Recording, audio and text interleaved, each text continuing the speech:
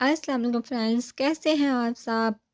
तो चलिए आज की एपिसोड स्टार्ट करते हैं और आज के एपिसोड में देखते हैं कि अरहम और इस्रा की जुदाई होती है या नहीं। तो चलिए आज का नाम स्टार्ट करते हैं। वो सही बोल रहा है, हमें निकलना चाहिए, अरहम ने अपने मुंह पर हाथ फेरते हुए कहा। फाइन, मैं कुछ चीज़ें रेडी कर लूँ जिनकी हमें रास्ते में इस्रा के लिए ज़रूरत होगी। वो नाखुश होते हुए कहकर अंदर की जाना बढ़ गया। मैं गाड़ी निकालता हूँ, तुम इसे उठा कर ले। और जुबैर बोल कर हॉस्पिटल से बाहर निकल के जब वो कमरे का हैंडल घुमाते हुए अंदर दाखिल हुआ तो उसके हाथ कँपकपाने लगे। उसके बिल्कुल सामने इस्रा का वजूद बेहोशी की हालत में पड़ा हुआ था। उसने आगे बढ़कर उसका हाथ अपने हाथ में थाम लिया जो कि गर्म था। वो आगे की जानिब उसके चेहरे पर झुककर उसके माथे पर अपने लब रखकर वहाँ अपना लम्स छोड़ने लगा। साथ ही उसकी आंखों से आंसू निकलकर इस्रा के चेहरे पर गिरने लगे। मुझे लगा था मैंने तुम्हें खो दिया। वह तकलीफ से उसके कान में सरगोशी नमा कहता उसके कान को चूम गया। तभी नर्स दरवाज़ा खुलकर अंदर दाखिल हुई तो उसने इस्रा के सर के नीचे से हाथ गुजार कर उसे अपने बाहों में उठाया। तो नर्स ने आगे बढ़कर उसके बाजू एहतियात से उसके सीने पर रखने में मदद की।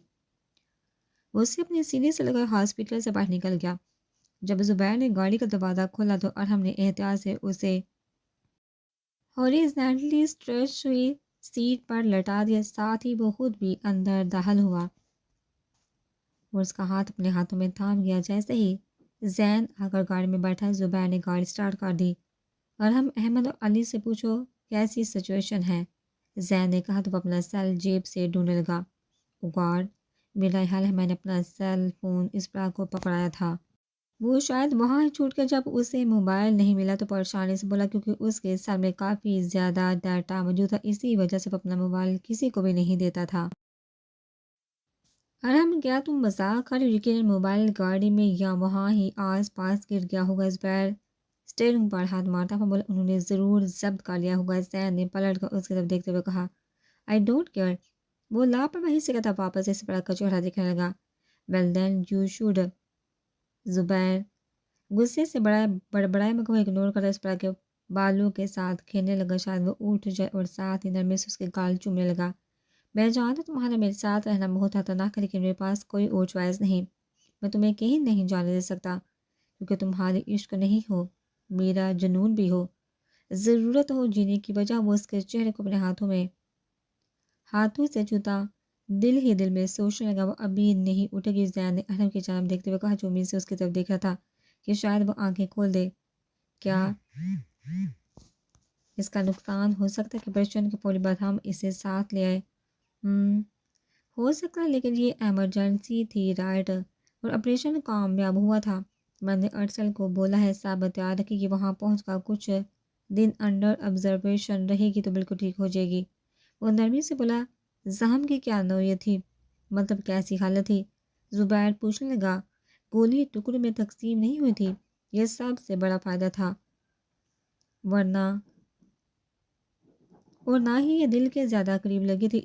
इसका खून काफ़ी बह चुका था लेकिन वो ब्लड की बॉटल्स लगने से रिकवर हुआ है काफ़ी हद तक। उसने अपनी बात खत्म करते हुए कहा। जब वो लोग स्टॉप पर पहुंचे तो विक्टर और रेगल बाहर ही मौजूद थे और हमने एहतियात से स्प्रा को वापस अपने बाहों में उठाया जिसमें उसकी मदद विक्टर ने की। उसे लेकर एक छोटे से कमरे में पहुंचकर तीमिया ने तैयार करवाया था। उसके लौटाते ही जैन स्प्रा को वापस से ड्रिप्स लगा। जब जैन अपना काम करके फारिग हुआ तो बायलर ने जहाज स्टार्ट किया, उसे आसमान की बुलंदियों की जान ले जाने लगा। अब ये कैसे? जब फ्लाइट लैंड हुई तो हमें चाइनीज से पूछने लगा, इसका बिल्स रेट नॉर्मल है, मजीद इस आईसीयू की ज़रूरत नहीं है, जो कि बहुत अच्छी बात है। से किसी भी वक्त होश हो सकता है, अभी आ जाए या दोपहर तक। जैन के बताने पर वो उसे उठाकर गाड़ी में लटा कर सीधा हॉस्पिटल ले गया। वहाँ अरसल ने सब अरेंज किया हुआ था। जब उसे चेक करने लगा तो अरहम धड़कते दिल के साथ उसके पीछे खड़े होकर उसे देखने लगा। जुबैर उन लोगों को वहाँ छोड़कर शीज़ा को बचाने निकल पड़ा और हमने उसके साथ अली और जैन को भी भेजा क्योंकि सनान के बाद वो आसानी से शीज़ा को बचा सकते थे बगैर किसी किस्म का नुकसान किए। तीमिया अरहम के होटल पर वापस से कब्जा करने के लिए निकल गई जबकि रेगड़ और अहमद कासिनू की जानब चले गए। अरबाज बहुत खुश होगा। फाइनली उसके सर से मुल्क का हथा टाला क्योंकि अब कोई पुलिस की टीम उसके पीछे नहीं है। आज बाकायदा जश्न मनाया जा रहा होगा। सब बहुत खुश होंगे। मेरे नंबर पर बेशुमार کالس آ رہی ہوں گی، لیکن مجھے کوئی فرق نہیں پڑتا، ساری دنیا باہر میں جائے، اس بار بس تم اپنی آنکھیں کھولو پلیز۔ اس کا چہرہ دیکھتا ہوا بڑبڑایا۔ زین نے اسپرا کے پیرنٹس کو لاسٹ نائٹ اسی حالت کے بارے میں انفارم کیا، تو انہوں نے فوری اٹلی کی ٹکٹس بک کروائی اور آج وہ لوگ بھی وہاں پہنچ جائیں۔ ان سے ملنے کے خیال سے ارحم کا دل تیزی سے دھڑکتا جا رہا تھا۔ تبھی اس کے منہ پر علی کی کالے جو اس نے اٹلی آ کر نیا لیا تھا۔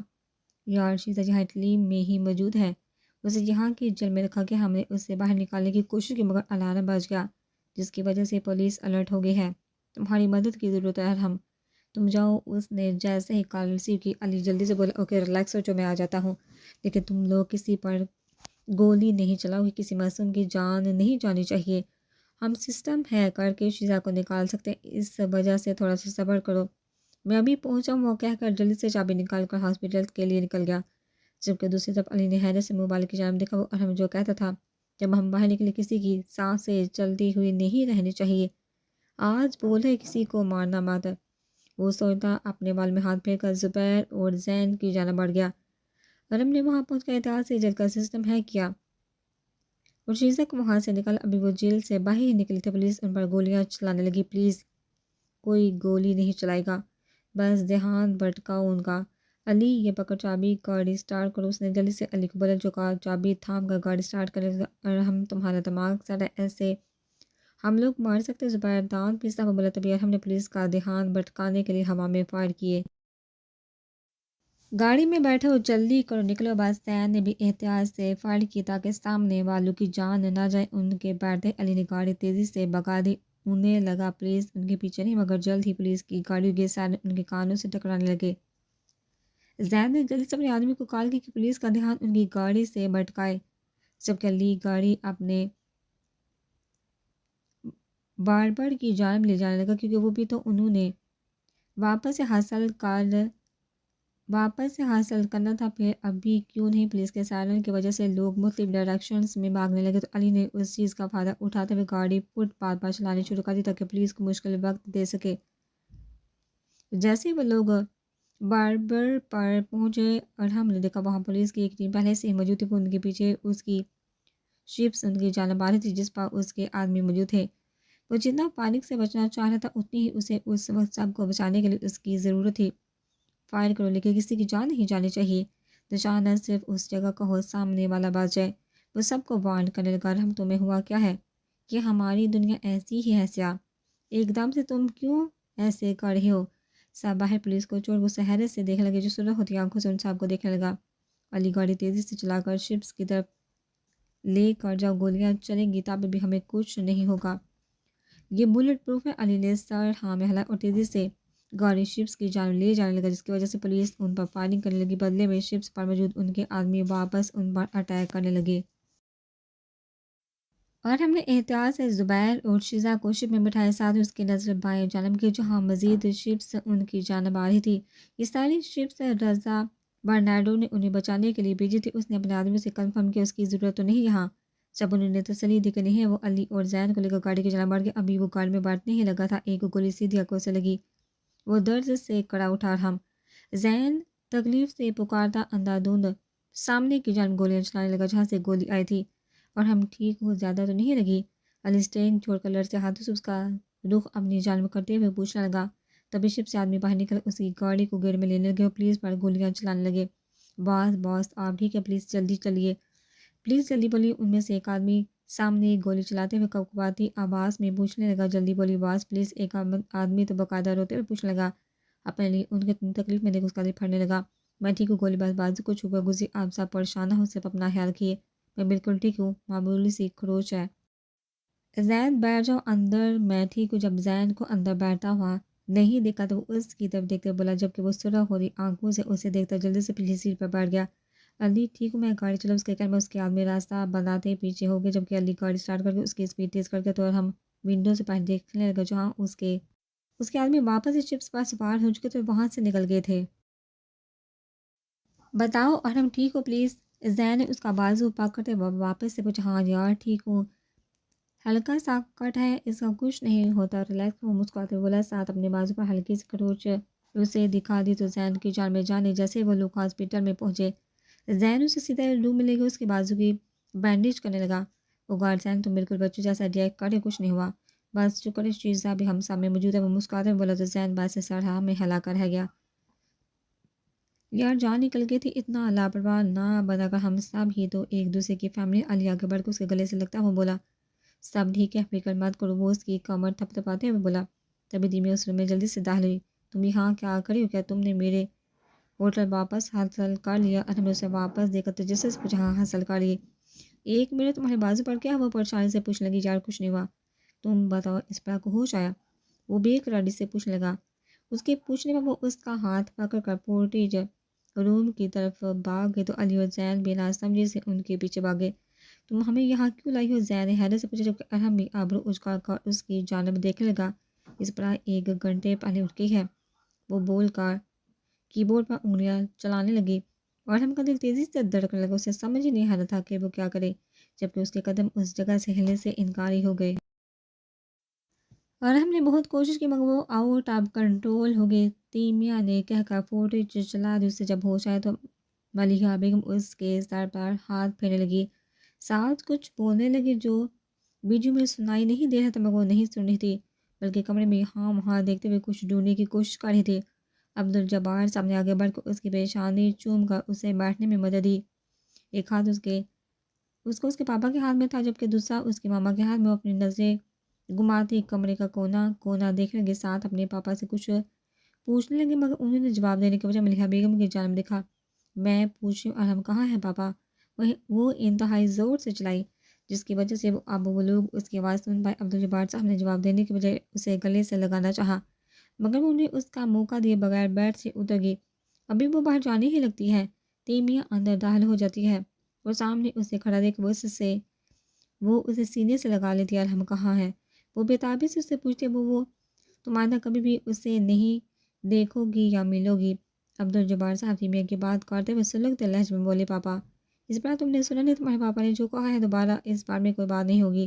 ملیحہ بیگم نے غصے سے کہا، یہاں کوئی مذاق چل رہا ہے ماما پاپا، پلیز یہ مت کہنا کہ آپ لوگوں نے اسے مجھ سے دور بھیج دیا ہے۔ وہ روتے ہوئے چلائی، مجھے ارحم سے ملنا ہے ابھی۔ اور اسی وقت وہ بول کر دروازے کی جانب بڑھ گئی۔ سامنے سے ارسل اندر داخل ہو گیا۔ اس پر ارحم کہاں ہے ارسل؟ وہ باقاعدہ تڑپتے ہوئے اس سے پوچھنے لگی، پہلے مجھے اپنا چیک اپ کرنے دو، پھر میں تمہیں تمہارے تمام سوالوں کے جواب دوں گا۔ اس کا بازو پکڑ کر بیٹھ کے جانب لے جانے لگا، مگر اس نے غصے سے اسے خود سے دور دھکیلا۔ I need to see Arham now. وہ ہلکے قبال چیختے ہوئے گھر دروازے کی جانب بڑھ گئی، اسے باہر مت نکلنے دینا۔ ارسل نے دروازے سے آتی 2 نرسوں کو حکم دیا، جو زبردستی اس کے بازو پکڑ کر بیٹھ کی جانب لے جانے لگی، جبکہ وہ پاگلوں کی طرح چیخنے چلانے لگی، مجھے جانے دو، میں نے کہا مجھے جانے دو۔ تبھی وہ اپنا ایک ہاتھ چھڑوانے میں کامیاب ہوگی، اس کی مدد سے زور سے ایک 5 نرس کے منہ پہ دے مارا۔ سنائی نہیں دے رہا، مجھے ارحم کے پاس جانا ہے۔ اس نے دوسری بار نرس کو بالوں سے پکڑ کر بیڈ پر پھینکتے ہوئے کہا۔ عبدالجبار صاحب اور ارسل اس کی جانب آگے، مگر اس نے بیڈ سے گلدان پکڑ کر ارسل کی جانب زور سے اچھالا۔ اس سے پہلے وہ اس کو لگ جاتا اس نے پھرتی سے اسے کیچ کر لیا۔ واہ زین کہہ کر مزید اسکرین کے سامنے کھڑا ہو کر دیکھنے لگا۔ Let me go, I need to see Arham. وہ شدت سے چلانے لگی، ساتھ رونے لگی، مگر عبدالجبار صاحب نے زبردستی اسے بازو سے پکڑ کر بیڈ پر لٹا دیا۔ ارسل پلیز۔ مگر وہ انسنا کر اس کے بازو پر انجیکشن لگا گیا، جس کی وجہ سے وہ فوری نیند کی وادی میں اتر گئی۔ ملیحہ بیگم نے روتے ہوئے اس کے بال سے ہلائی، اسی پل تیمیا نے آگے بڑھ کر ویڈیو بند کر دی۔ وٹ واز، علی نے بولنا شروع کیا، مگر صحیح لفظ اسے مل ہی نہیں رہا تھا۔ شدید خوفناک، زین نے اس کا جملہ مکمل کر دیا، سچی ارحم تمہاری دیوانی ہے یہ؟ علی مسکراتے ہوئے بولا۔ اور ہم اس کے پیرنٹس اسے امالفی کوسٹ لے کر جا رہے تاکہ یہ تم سے کبھی نہ مل سکے اب۔ تیمیا نے کہا تھا، وہ شدت بڑی نظر سے اسے دیکھنے لگا، مگر لمبا سانس کھینچ کر رہ گیا۔ ناممکن، وہ بول کر اسپرا کے وارڈ کی جانب بڑھ گیا۔ میری بات سنو، زین نے اس کے برابر چلتے ہوئے کہا، میں تمہاری نصیحت کے لیے تیار نہیں ہوں، اس لیے اپنے پاس سنبھال کر رکھو۔ وہ آگے چلتا ہوا بولا، ہم یہ اس کے اچھے کے لیے، اور اسے سمجھانے لگا، تم نے دیکھا تھا وہ کیسے جنونی ہوگی جب اس کے پاپا نے کہا وہ واپس مجھے نہیں دیکھے گی یا ملے گی۔ میں جانتا ہوں، لیکن زین میں اس کے بغیر نہیں رہ سکتا۔ خون بند کر دوڑنے لگی ہے وہ میرے وجود میں۔ اس کی بات پر وہ چپ ہو گیا، اس کے ساتھ چلنے لگا۔ عبدالجبار صاحب جو کمرے سے باہر اسٹول پر بیٹھے ہوئے تو ارحم کو وہاں آتا دیکھا اور وہ غصے سے اٹھ کھڑے ہوئے.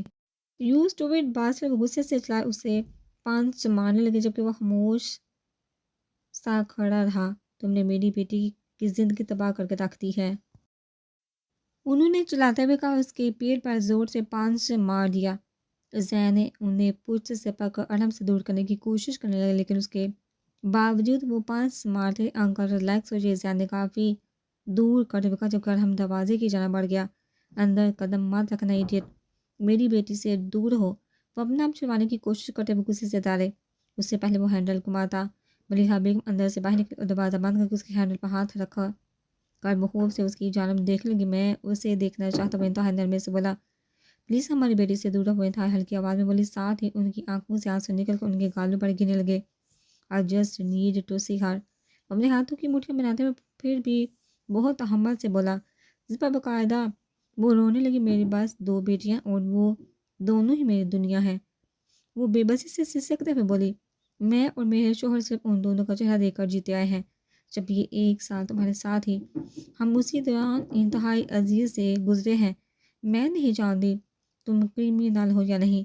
میں یہ بھی نہیں جانتی تم ہمارا قتل کر دو گے یا نہیں. میں کچھ نہیں جانتی. میں بس ایک ماں ہوں اور اس ماں ہونے کے ناطے میں تمہارے آگے بھیک مانگتی. پلیز میری بیٹی سے دور ہو.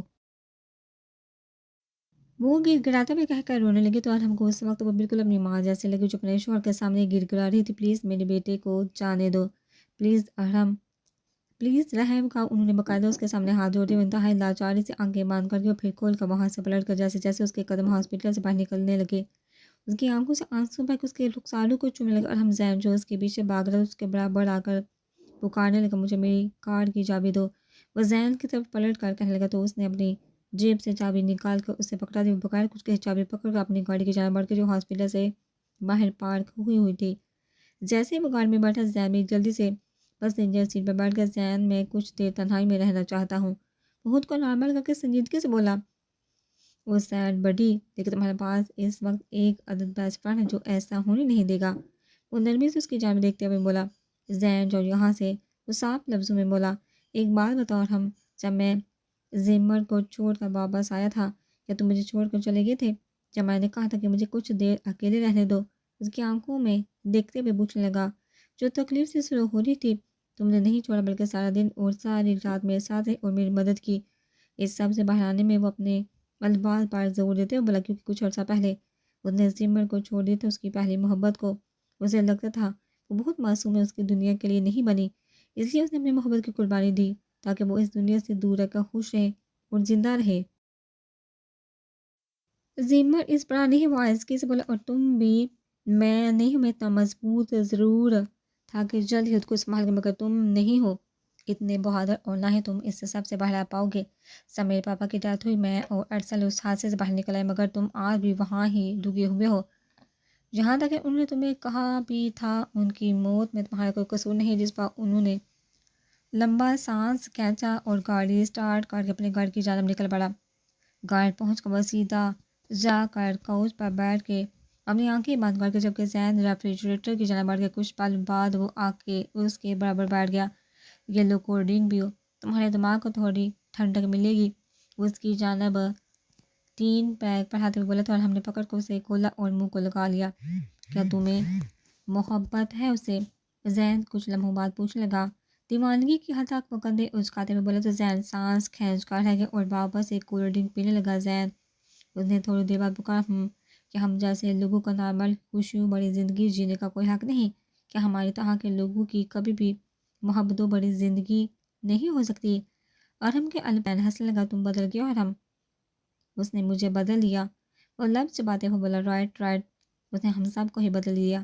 زین مسکراتے ہوئے بولا. کولڈ ڈرنک ختم کرنے کے بعد ارحم کوچ کے ساتھ میں پوچھ لگا گیا. اس سے جانے تو ارحم. زین کی بات پر وہ جھٹکے سے اپنی آنکھیں کھول کر اس کی جانب دیکھنے لگا. شاید مذاق کر رہا ہو لیکن وہ سنجیدہ تھا. میں نہیں جانے دے سکتا Zain. You must. She was so close to the death. تمہارا جنون تقریباً اسے ختم کرنے والا تھا. وہ ہم سب مونسٹر کے درمیان میں ایک اینجل ہے. وہ اس دنیا کے لیے نہیں بنی. میں چاہتا اس کے سمجھانے پر وہ بس اتنا ہی کہہ پایا. اور ہم نے صحیح فیصلہ لو یار.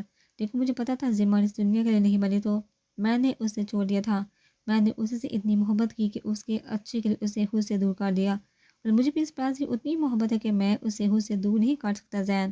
وہ کہہ کر اٹھ گیا۔ وہ ہم لوگوں کے ساتھ نہیں رہ سکتے ارحم، اور نہ ہی تم اس دنیا کو چھوڑ کے جا کر اس کے ساتھ رہ سکتے ہو۔ وہ پریشانی سے بولا، میں چاہتا ہوں لیکن وہ مجھ سے محبت کرتی ہے زین۔ تم نے دیکھا نا، جب اسے لگا وہ مزید سے زندہ نہیں رہ پائے گی تو اس نے مجھے بولا، اس نے بتایا کہ اس سے مجھ سے محبت ہے۔ وہ اس کی طرف دیکھتے ہوئے شدت سے بولا، میں یہ نہیں کہوں گا کہ محبت ہو جانا غلطی ہے، اور نہ ہی یہ کہتا ہوں کہ تم دونوں کا ایک دوسرے سے محبت ہو جانا کوئی گناہ ہے۔ ہم فیصلہ کر کے کسی سے محبت نہیں کرتے۔ تم دونوں کا تعلق مختلف دنیا سے ہے، تم دونوں ہی ایک دوسرے سے بہت مختلف ہو، لیکن تم دونوں کو جس چیز ساتھ جوڑتی وہ عشق ہے، جو تم دونوں کو ایک دوسرے سے پاگل پن کی حد تک ہے۔ زین نے کہتے ہوئے لمبا سانس کھینچا۔ اور ہم محبت اس دنیا کی ہر چیز سے زیادہ طاقتور ہے، اور تم نے فیصلہ کیا کہ اس طاقت کو اپنے ہاتھ میں لو۔ یہ طاقت تمہیں کبھی تباہ نہیں کرے گی، مگر یہ ضرور تمہاری پہچان بن جائے گی۔ تم ٹھیک کہہ رہے ہو زین۔ اور ہم نے اپنے منہ پر ہاتھ پھیرتے ہوئے کہا، تبھی زین قاؤ سے کھڑا اس کے کندھے پر ہاتھ رکھ کر اس کی آنکھوں میں دیکھنے لگا۔ میری بات سنو، اور ہم تم دونوں ہی مجھے بہت عزیز ہو، تم دونوں کو ہی لے کر مجھے پریشانی ہے، اس لیے میں کہہ رہا ہوں اسے جانے دو۔ یہ دنیا بہت بھیانک ہے ہم، اتنی محبت ہے دنیا میں دوسروں کو دینے کے لیے، لیکن اس کے باوجود لوگ نفرت کے آپشن استعمال کرتے۔ تم نے بھی نفرت کا راستہ بنایا جب لوگوں نے تمہاری اور تمہاری ماما کی مدد نہیں کی۔ تم نے اس دنیا سے نفرت کی جب ہماری ہنستی مسکراتی فیملی اجڑ گئی۔ تمہیں لگا نفرت تمہاری زندگی میں سکون لائے گی، کیونکہ تمہارے پاپا نے بھی یہی راستہ چنا تھا۔ تم نے کبھی بیٹھ کر نہیں سوچا آخر تم کیا کر رہے ہو؟ تم صرف ہمارے باس کے ساتھ وفادار ہے، اور جس نے تمہیں کہا تم کرتے چلے گئے۔ بدلے میں اس دنیا نے تم سے نفرت کی، اتنی نفرت کہ تمہارا زندہ رہنا بھی انہیں ناگوار گزرتا ہے۔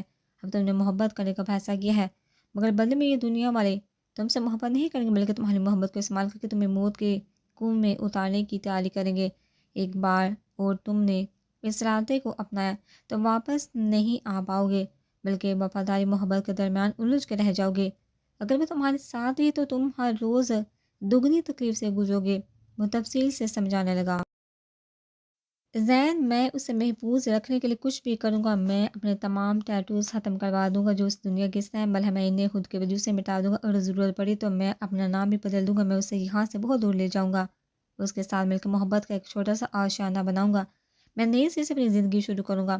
جو چیزیں مجھے مافیا سے جوڑتی ہیں میں اسے سب کو چھوڑ کر اس کے ساتھ چلا جاؤں گا، اس نے بحث کرتے ہوئے کہا، جس پر زین شاہ کے حال میں اسے دیکھنے لگا۔ او مائی گاڈ ارحم، تم سچ میں جنون والا عشق ہوا اسے، اب تم کچھ بھی کر گزرو گے اس کے لیے اللہ لا۔ زین کے لہجے میں بے یقینی ہوش نمایاں تھی۔ ہاں کچھ ایسا ہی ہے، لیکن میں اس رب سے بھی توبہ کرنا چاہتا ہوں، اب صحیح راستے پر چلنا چاہتا ہوں، بے شک کتنی پرابلم کیوں نہ آئے، میں تیار۔ وہ واپس ایک کوچ پر بیٹھ کر اپنے بال میں ہاتھ پھیرنے لگا۔ اللہ تمہیں کامیاب کرے دوست۔ زین اسے بازو سے کھینچ کر اوپر اٹھاتے ہوئے کہا، اور پھر اسے گلے سے لگا لی۔ آمین۔ اس طرح کے ماما پاپا آج اسے واپس لے کر جا رہے ہیں۔ میں سوچا ان لوگوں کے جانے سے پہلے تمہاری ایک ملاقات بابے سے ہو جائے۔ زین اس سے لگ بھگ آنکھ مارتے ہوئے بولا، شکریہ یار۔ اور ہم نے واپس سے اسے گلے سے لگا کر مشکور لہجے میں کہا، ایک چمچ تو کھا لو۔ اس پر ملیحہ بیگم نے پریشانی سے کہا، مگر وہ منہ کھولنے کی بجائے دیوار کی جانب دیکھتی ہی، تم نے صبح سے کچھ بھی نہیں کھایا، پلیز خود کو اور ہمیں تکلیف پہنچانا بند کرو۔ وہ اس کے چہرے پر ہاتھ رکھتے ہوئے بولی، پری تمہیں اس سے سب کا کوئی فائدہ نہیں ہوگا، ہم لوگ کل واپس جا رہے ہیں۔ میں ہی بیوقوف تھا جسے لگتا تھا یہ میرا ہوم ٹاؤن ہے، میری بیٹی اب یہاں بس جائے گی یا ہوشی ہوشی رہے گی۔ کتنی غلط سوچ تھی میری۔ عبد الجبار صاحب غصے سے بڑبڑائے، بڑے تمہارے پاس دانش ہے جو اس کرمنل سے کافی درجہ اچھا ہے، تم اس کے پاس واپس لوٹ جاؤ۔